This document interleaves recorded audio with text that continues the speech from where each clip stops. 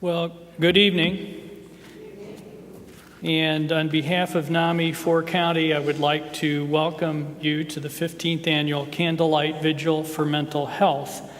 Now, clearly, most of you know who I am, and you realize I'm not Ron Hofacker, who for 14 years has been up here doing this.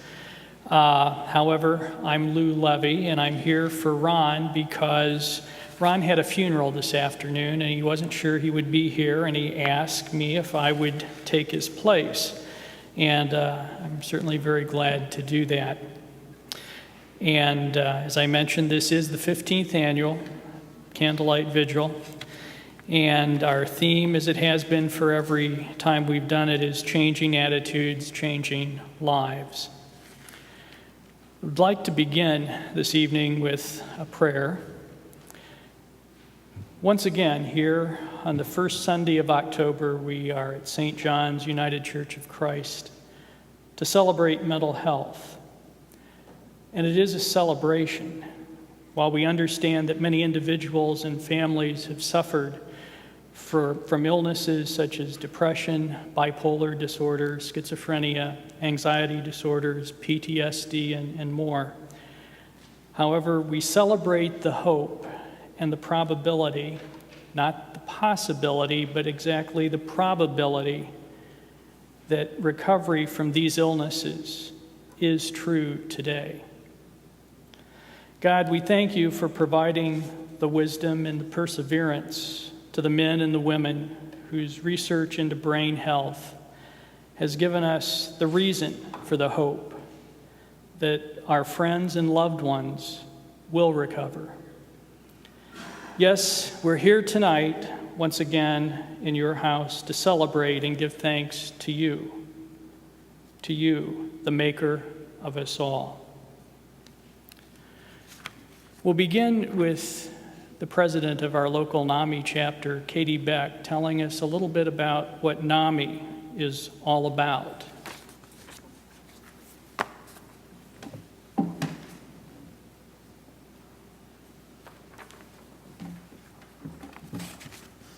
Hi, everyone.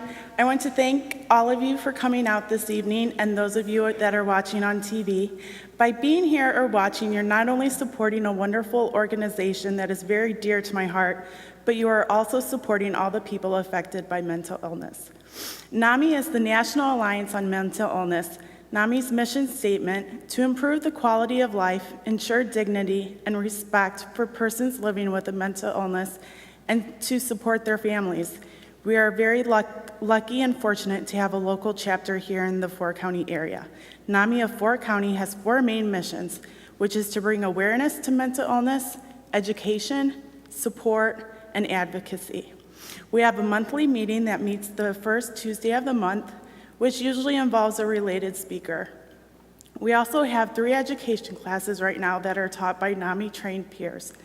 Family to Family is a class for anyone who loves someone with a mental illness. NAMI Basics is a class for those parents or guardians with a child or teenager with a mental illness. And Peer to Peer is a class for those that suffer with a mental illness. We also offer several support groups that are led by NAMI-trained peers for all the people I mentioned before. NAMI of 4 County also tries very hard to raise awareness on mental illness. This past year, we got a FaithNet grant, which we used to educate and build relationships with area clergy. We also helped with a mental health first aid training for area clergy that just took place. Our anti-stigma committee made bookmarks to pass out at local libraries and placemats that were used at various restaurants. We also co-sponsor CIT training for law enforcement, and all our programs are free. I was asked this question a couple times: what does NAMI mean to you? Or how has NAMI helped you? For me personally, NAMI gives me so many things. NAMI gave me knowledge about an illness I knew nothing about.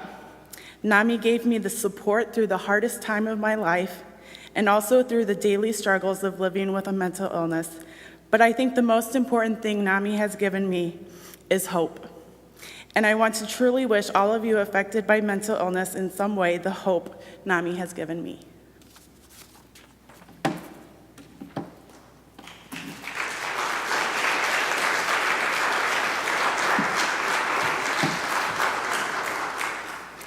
Thank you, Katie. Yes, the local NAMI chapter, or National Alliance on Mental Illness, is what it stands for, has been around since the late 1990s. In the last few years, we've become a very active chapter. Katie is currently the president, and before that, Mark Krieger had been president. And all those classes that Katie mentioned, instead of just offering them once a year, and two of the classes we didn't offer at all until about 2 or 3 years ago, we're now offering at least twice a year. So we have become a very vibrant and successful chapter, thanks to the leadership that we have and have had. Now, those classes that we offer, one family-to-family class is currently going on right now, but back in late winter, early spring, we offered another family-to-family class that was taught here in Defiance. And one of the persons who graduated from that class, you will recognize her if you've read the Advantage newsletter, which comes out 4 times a year. The last 2 issues, she's written a column, an interesting column. Janet Hitchcock participated in that class in this late winter and spring, and she's agreed to talk to us as a family member about what she has gotten from NAMI. Janet?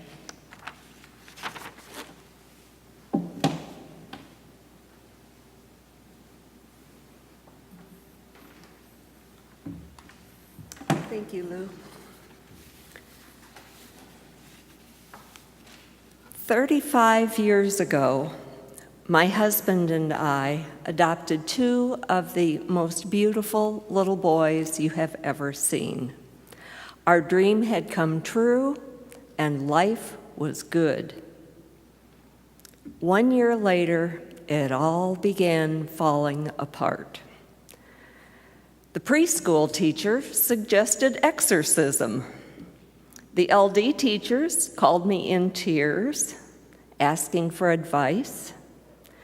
The elementary school principal informed us that if we were better parents and disciplined these children, they'd be just fine. For the next 10 years, we went through 5 schools, multiple guidance counselors, and more than 6 psychologists and medical doctors. After that, we moved on to juvenile detention, probation officers, and special schools. One of the boys was very ADHD, and the other began cutting himself. As they became legal adults at 18, they moved on to drinking and drugs and jail and prison. Our dream had become a nightmare. Last year, we were invited to take part in a NAMI family-to-family class. I wish I could tell you that taking this class changed our lives, solved all the problems, and we're now living happily ever after. But that would be a lie. I can tell you this, though. This class changed our attitudes, and changing our attitudes is beginning to change our lives. Family to Family provided us with a notebook full of facts about brain disease. That was a new term to me. Mental illness and behavior problems were 2 different things in my mind. Mental illness meant you had a sickness in your head. And when you're sick, you take some medicine, you rest, you recuperate, and you're well again. Behavior problems meant that you were making bad decisions. You needed to suffer the consequences of those behaviors. You'd learn your lesson, change your behavior, and all would be well again. But when our instructors began talking about brain disease and presented us with lists of symptoms behaviors that identify those diseases, the whole thing began to make more sense. These chronic diseases can be managed, but they aren't going to go away. This is for forever for our family. And somehow, knowing that made it easier.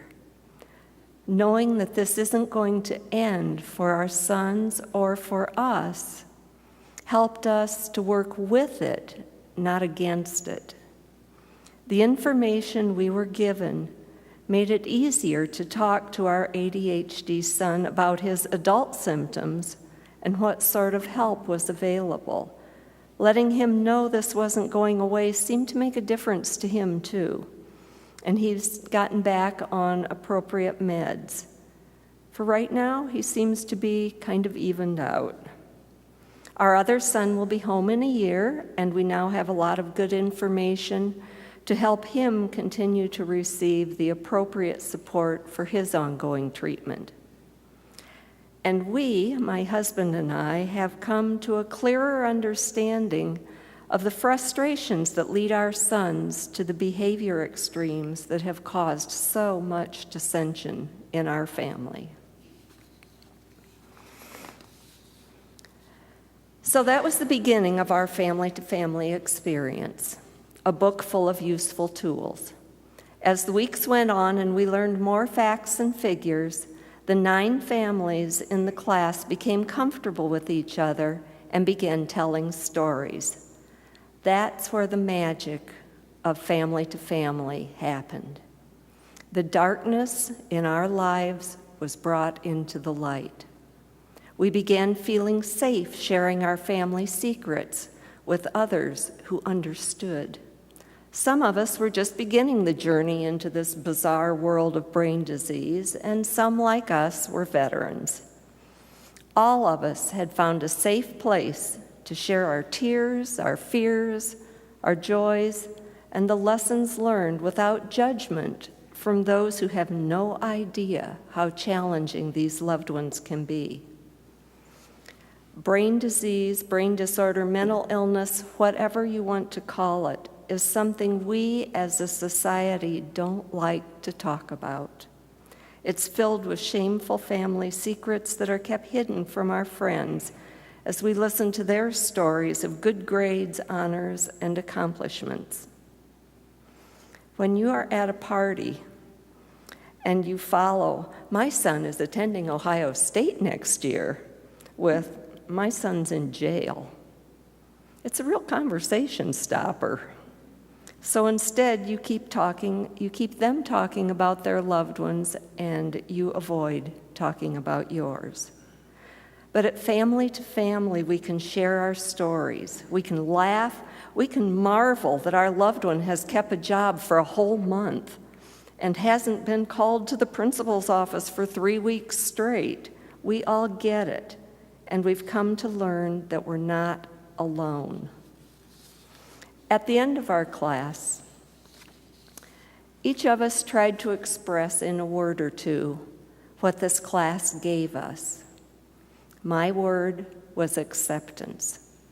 Accepting that this is never going to end has helped me recognize that some of the things that absolutely drive me crazy are the triggers for the unacceptable behavior that will follow. Understanding these behaviors as symptoms of brain disease helps me respond in helpful ways and lessens the anger and rage that's often spewed at us and by us. Jim and I are grateful for the things we've learned about brain disease through this NAMI program, and we recommend it to any family struggling with a loved one with mental illness, whether a child, a sibling, a parent, or a spouse. Help is available. There is a safe place filled with others who are struggling too. You will find friends and hear stories that rival your own. You will find resources to help you as you work through the maze of doctors, hospitals, and schools. You will learn about medical research, alternate therapies, and a few tricks of the trade that others have learned through experience. You will become part of a network of care and compassion. We thank you, NAMI, for Family to Family. It has changed our attitudes, and that is starting to change our lives. Thank you.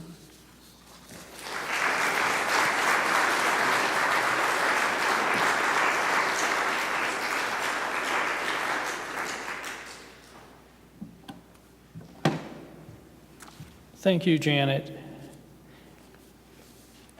Almost without fail, when people come to NAMI for the first time or repeatedly, the thing they say, the thing they feel has to do with going to a safe place, going to be with someone or someones who, although it may be a different loved one, it may be a different illness, it's all the same. There's a comfort, there's an understanding, there's a support. And that's what I think many of you here tonight have found through NAMI, and maybe some of those who are still searching, still hoping, still looking for somewhere that they can turn, somewhere that they don't have to carry the burden of their loved one all within themselves. As we get ready to hear some music by who I guess we can say has become almost our regular performer here, Roseanne Laker, for our Candlelight Vigils. I also want to, though, acknowledge earlier as you arrived, Ed Klinker, who's a NAMI member who played some music for us, and want to thank Ed for doing that. So thank you, Ed. So now we come to a point where we take a break from talking and just listen and enjoy some music from Roseanne.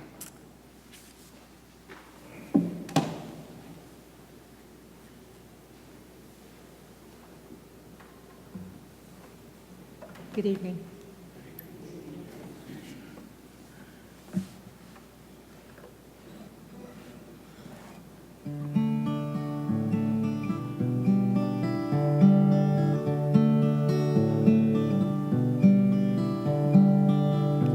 We are many parts,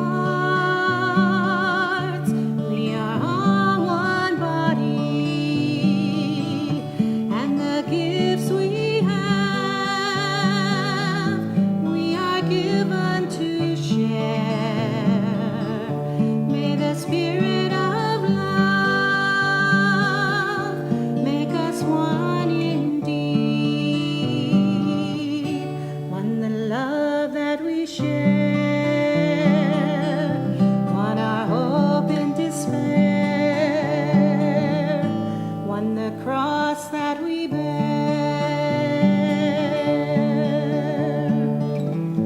So my pain is pain for you, in your joy is my joy too. All is brought together in the Lord.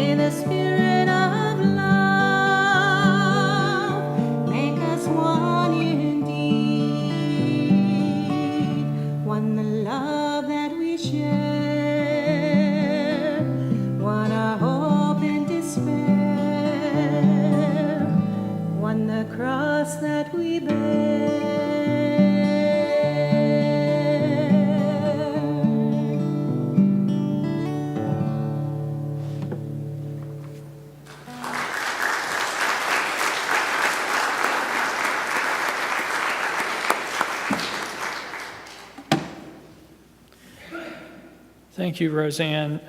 Beautiful song, beautiful voice, beautiful message.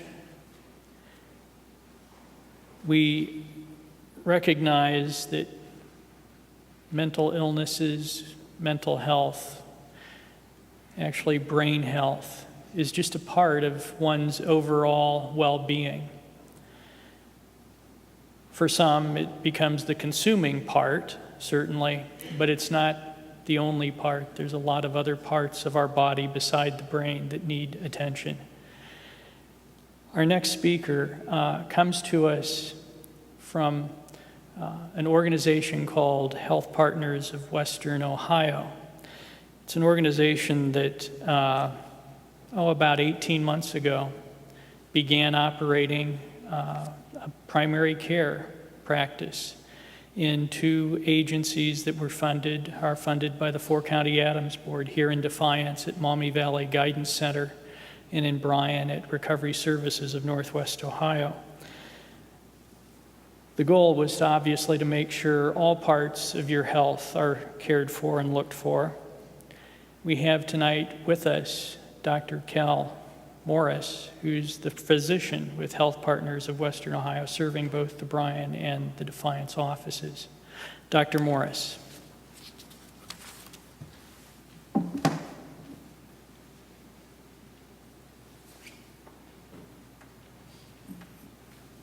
Thank you. When we opened 18 months ago, we have one location in Defiance at Maumee Valley, one in Bryan at Recovery Services. The staffs of the respective psychiatric places were very glad to have us there, but they really wondered, why are we there? We're mental health. Why do we need medical treatment? And it took a while for the staffs to begin interacting, because they're linked but very different disciplines. And I think what crystallizes it for me, if you look at folks with severe mental illness, they'll live 25 years shorter than folks not so afflicted. And it's not that they have some bomb in their chest that blows up 25 years early, that they're prone to particular exotic diseases that the general population is not exposed to. They have hypertension, diabetes, heart disease, but very often they cannot manage the resources to get it treated. There are many, many barriers to care, and I'm sure I don't need to tell you folks about that. When a consulting physician looks through the medication list, don't even have to go to the past medical history, and they see a half dozen psychiatric drugs, that puts the patient on a different plane. Oh, this is a psychiatric patient. And I hate to say it, the standard of care is different. Now, if we have a family member who can be an advocate for the patient, the care gets done. But you have to know what to ask for, what to expect. The specialist sends you home with a pamphlet instead of a procedure. Is that really the best thing for the patient? Sometimes it is, sometimes it's not. So our role in primary care is to make sure that the patients connect with resources that are going to improve their lives, and to do it in a way that will be acceptable to the patient and the family, that will especially when you're working with the MRDD population. They're afraid. They need surgery. It's a terrifying experience. It's unsettling for anybody. But how do you explain to somebody working at a third grade level that we're going to operate for cancer? We're going to do something big. Well, and we're also open to the general public. We don't advertise as such, but it's a really nice thing. To have a safe place where a patient can come, and we get thanked all the time. We're right in the facility. We'll see the patient same day if one of the psychiatric or counselors identifies a problem. We have pharmacy integrated, so we don't have to worry about writing a prescription and then you see the patient back in 2 weeks. Oh, well, the insurance didn't cover. I just didn't go get the prescription, and we have it right there, so we know they're getting their medication. We have counselors that can help them with various aspects of their care. Anyway, I invite you to come take a look. If you just want to come and meet the staff, it's wonderful. Sometimes I'm there, and often I'm not. They move me around quite a lot. But, we take really good care of our folks. And anyway, it's a very cool thing. Thank you.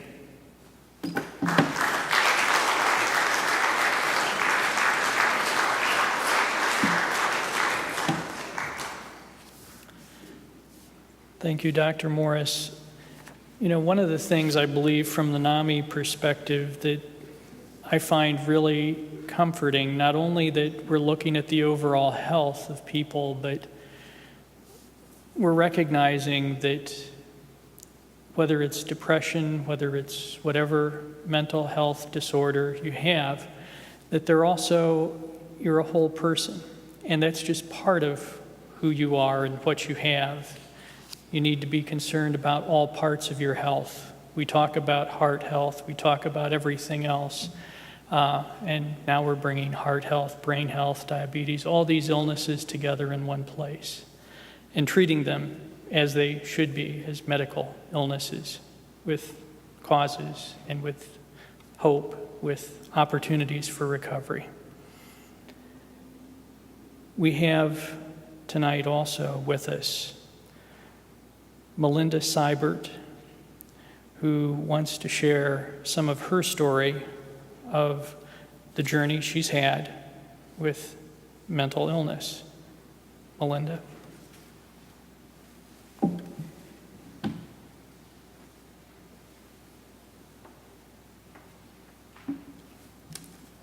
Hi, and good evening to all. I suffer from bipolar depression, and I also struggle with panic attacks and anxiety. My story begins in my high school years, where I was a very angry and very rebellious teenager. I picked on those who were smaller or weaker than me, and I was pregnant at the age of 16. During my pregnancy, I tried to commit suicide twice before somebody paid attention to me and put me in a hospital. My counseling years started here, in and out of counseling, that is. Being diagnosed with depression and a case of low self-esteem, no one prescribed me any prescription at this point. But after being hospitalized, I had all the answers and I knew exactly what I was doing. So I moved out on my own at the age of 16. At the age of 19, I found myself in school, pregnant again, and married. My marriage lasted for 7 years and ended due to domestic violence. After my divorce, I started drinking 24/7, drunk all the time, even taking vodka and lemonade to work with me. At this point, I was put on Prozac, but unfortunately, I couldn't drink with it. So I stopped taking my medicine so I could drink even more. It was easier to run from my problems than to confront them. I tried suicide by taking a bottle of pills. After quitting counseling for several years, I was back into counseling. But I knew by this time to say exactly what the therapist wanted to hear. I needed more than alcohol later on. I needed to feel loved and cared about. So I jumped from man to man, never being satisfied. I had it all figured out, partying, enjoying life at the fullest. But then at 32, I had a nervous breakdown and was put into the coping center in Defiance. Still, I was only diagnosed with depression and OCD, but they did prescribe me Zoloft for my depression. And life went on with my struggles and trying to figure out why I was actually here. But after 8 years, I later met my husband.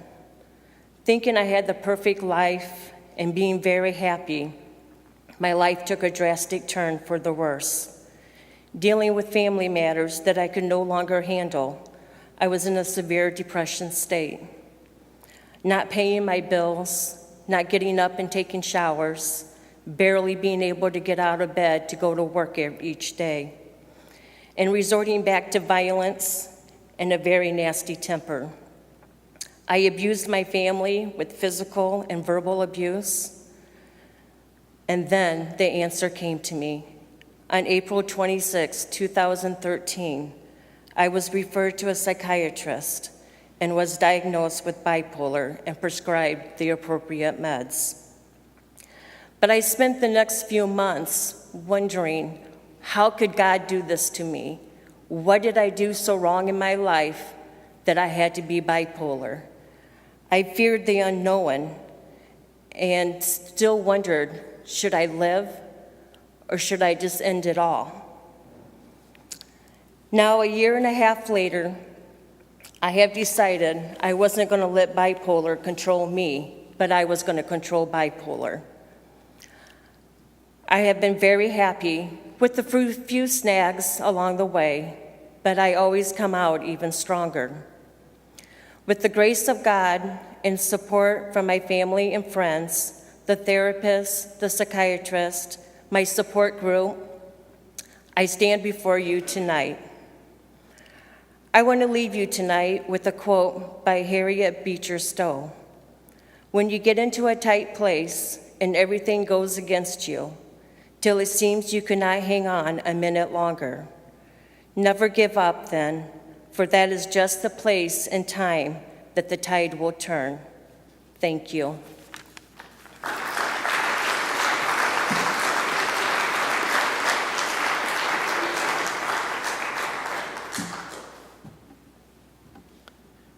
Thank you, Melinda. Thank you for sharing.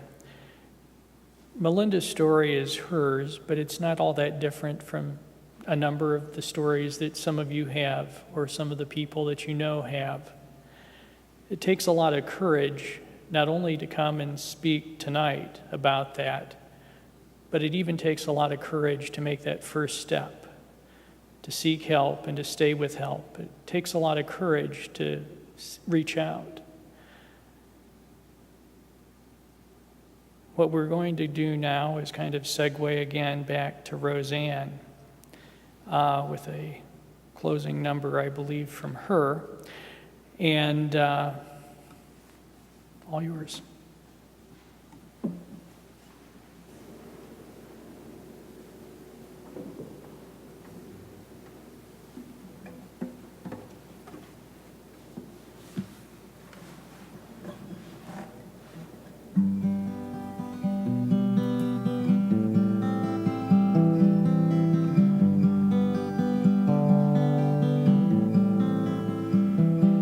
Quiet breeze,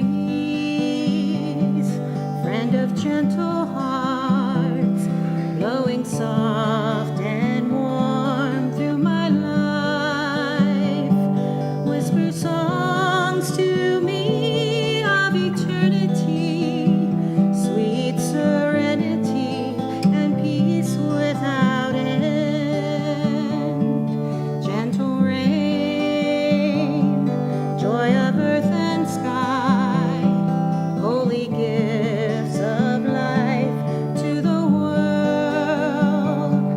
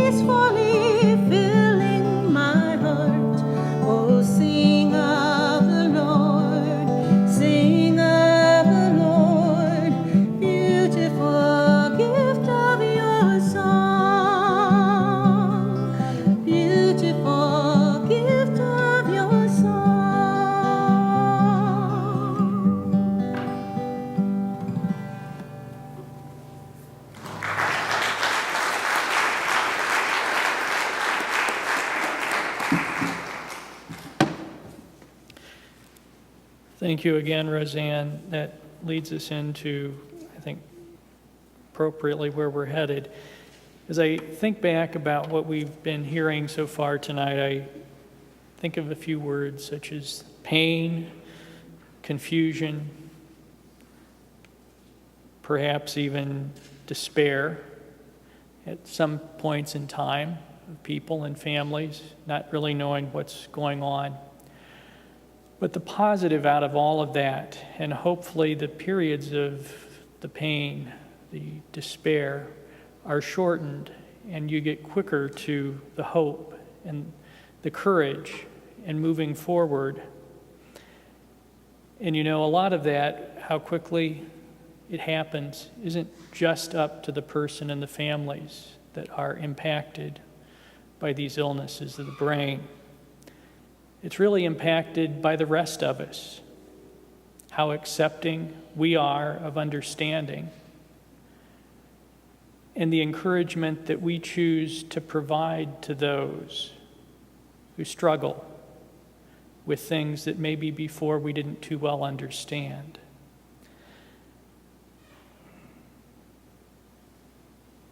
I met our final speaker probably about 3 years ago.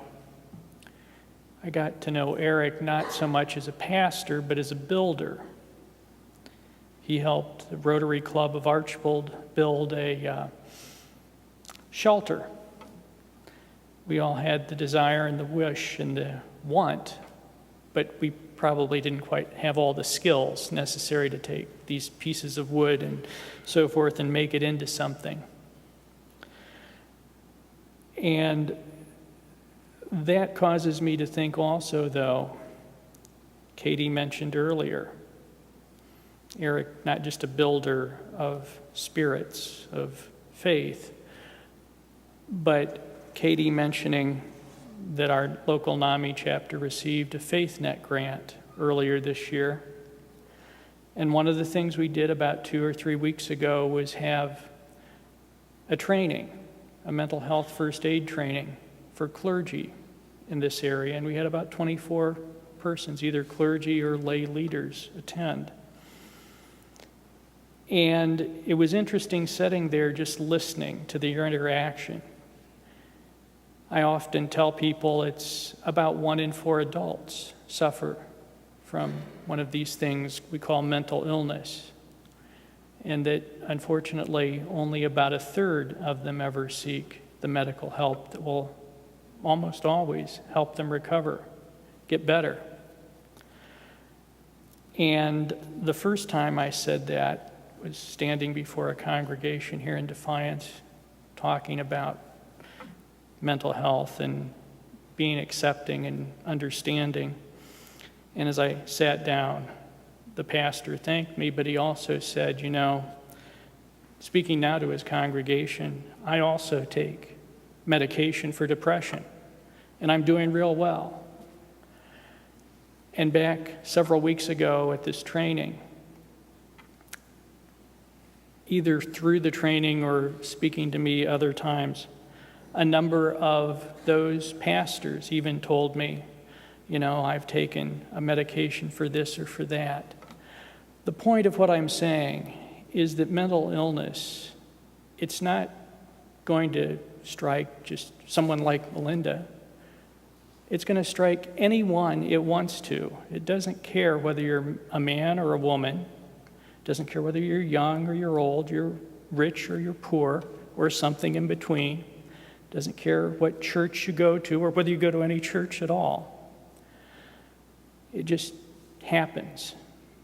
And that's why it's important for the rest of us to be understanding, accepting, and encouraging for our friends and for our loved ones. It's also, as I believe Roseanne was speaking to with her song, and Pastor Eric Christman is going to be talking to us, you need a lot of help. It can be family and friends. But concluding tonight for us, Pastor Eric Christman of St. John's Christian Church in Archbold.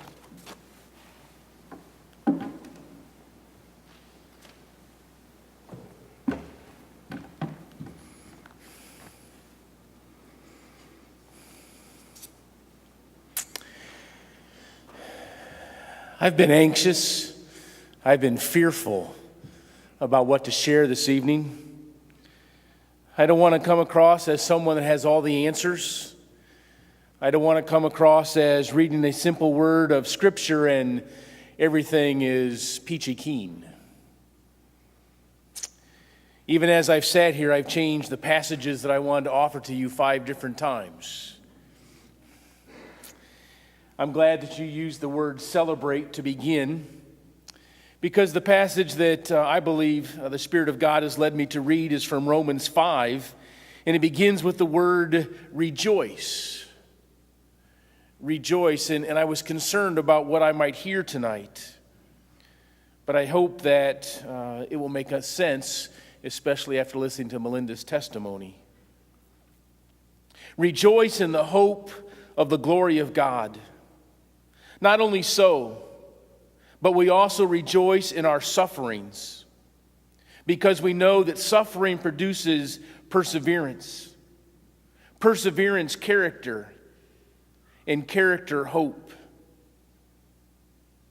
And hope does not disappoint us, because God has poured out His love into our hearts by the Holy Spirit, whom He has given us. Hope is about the future. Hope is not about the past, and hope is not about today, but hope is about the future. That things will be different, things will be better, they will improve. I've enjoyed thinking about the title, Hope Through Faith. That's where my hope comes from. It comes through faith. I was led to go to a NAMI basics class last spring because of the number of people in the congregation I serve that were either coming to me or I was becoming aware of various issues of mental health with them. And I wanted to be more of an advocate. When I walked into that basics class and I missed the first session, I went to the second one, and they went around the room and they wanted everybody to share their personal testimony of mental health. And so what I shared was that I came on behalf of about a dozen people in the congregation that I'm talking with, that I'm counseling. And I went second. And when everybody found out I was a pastor, there were gasps in the room. And I wasn't sure what that meant. And then one of the people that was presenting that class went last. And she shared a testimony with me that I just continue to think about and really touched me. Because her son with mental illness was not even welcomed at the church that they went to as a family. The place where the mom wanted to take the family for help, for love, for support. They couldn't even deal with that family. And like some of the stories I've heard about being sent away in different schools and in different teachers. And yet, that mom was not angry with God. That mom was not angry with that church. But they hoped that that church, that pastor, those people would grow in understanding and grow in awareness. And she thanked me for being there. And I quickly told them that I was not there on my own, but this is a God thing. Because God wants to give us hope. I certainly can't answer your question of why God, except of what His Word says. Suffering produces perseverance. Maybe not for us individually, but maybe 5 years down the road. Maybe for the next generation. I think of 2 contrasting things. I think of my younger sister who has lived Janet's life with a son with severe mental illness, countless times of suicide attempts, lives most of the time away from home in places where he needs the care. Do I think of my young son,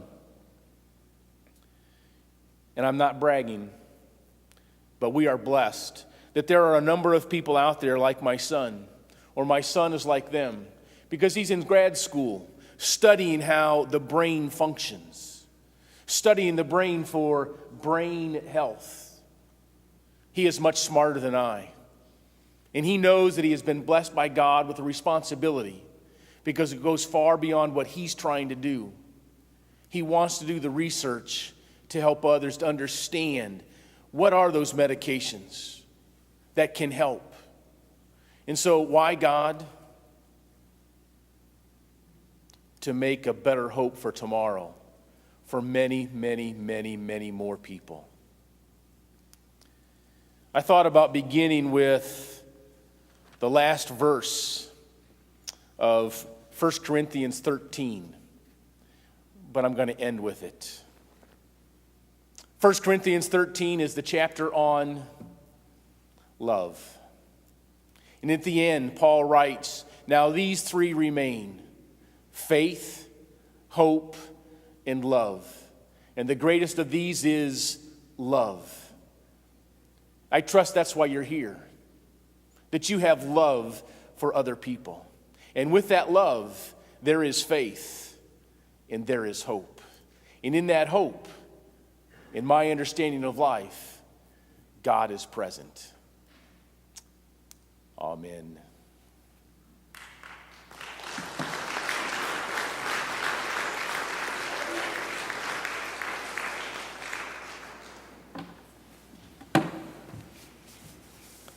Thank you, Eric. Thank you all. As we conclude our 15th Candlelight Vigil, at least the program portion of it, I want to cause us to think maybe a little bit about what brought you to this place. I don't mean here tonight, but I mean to NAMI. I mean to seeking help, to supporting your loved one.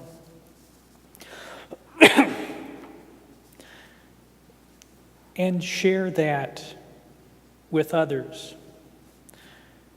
Because there are many, many, many people out there who need that support, who need that encouragement, who need that understanding. And we can't say it too many times. We can't do it too often. As we conclude the program, those who are watching on TV will find various types of support groups, various types of information that they can call or look at for more help. How to get in touch with the local NAMI chapter, how to get in touch with services for mental health services in the area, how to get a hold of Health Partners of Western Ohio. I hope, though, that all of you have the hope that stays with you today, tomorrow, and always, and have the courage to do what you need to do to maintain your health. It's not an easy journey that you're on, and it's not going to get easier, but it may become easier for you to understand as a result of NAMI. It may become easier for you to accept if you have some place that you can go for support. It's no mystery that we've been here at this church for 15 years. Clearly, NAMI believes that the faith community is an important part, or can be an important part, of your recovery. That's why we are working very closely and hard to try and help more pastors be just as understanding as Eric, just as open as Eric. So, again, thank you all. I appreciate you being here and enduring my being up here instead of Ron. We will hopefully try. I would hate for this to be the first time that the candlelight portion of the Candlelight Vigil doesn't happen. Those of you who are able to join us on the walk, it's about 20 minutes, it's about a mile. If you can't, you want to stick around in the fellowship hall, which is just down and around. We'll have some refreshments afterward. We will also do our quilt raffle drawing, and I have what I believe one person hopes is the winning ticket here in my pocket. I haven't forgotten about it, and it will get turned in. So again, thank you and good evening.